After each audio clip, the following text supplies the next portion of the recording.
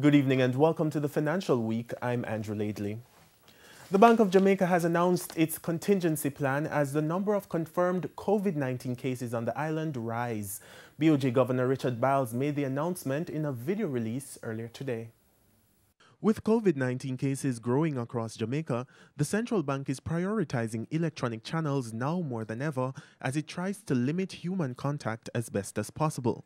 That's why the bank is making electronic transactions more accessible. The real-time gross settlement system, which facilitates electronic payments, will be available. We will also ensure that more than adequate cash is available in the system to meet the demands of the public. At the same time, a number of commercial banks and other financial institutions have asked customers to use online banking once they have access to it. This in an effort to mitigate local transmission of COVID-19 through in-branch and cash transactions.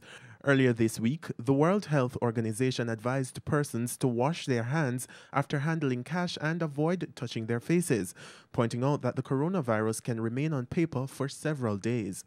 As for those who do not have online banking, they are being encouraged to sign up for it over the telephone or visit a branch as an absolute last resort.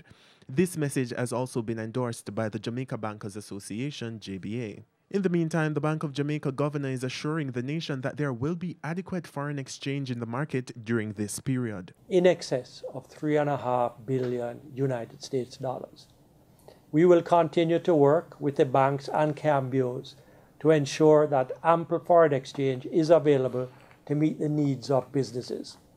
Also, we have been in discussions with the financial institutions requesting that any extraordinary investment transactions that could adversely impact the price of foreign exchange be deferred until we pass this critical period. To the foreign exchange market now, currency trading ended today with the US dollar selling for $136.21. The Canadian dollar $100.25.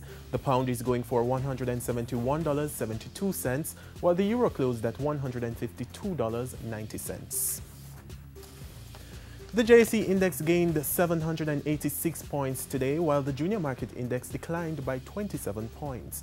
Now, among the winners were Jamaica Broilers Group, Cygnus Credit Investments US dollar shares, QWI Investments, 1834 Investments, and Key Insurance. Now on the losing side were Pulse Investments, Main Event Entertainment Group, AMG Packaging and Paper, Siboney Group, and First Rock Capital Holdings. And that's the Financial Week. I'm Andrew Laidley. Good evening.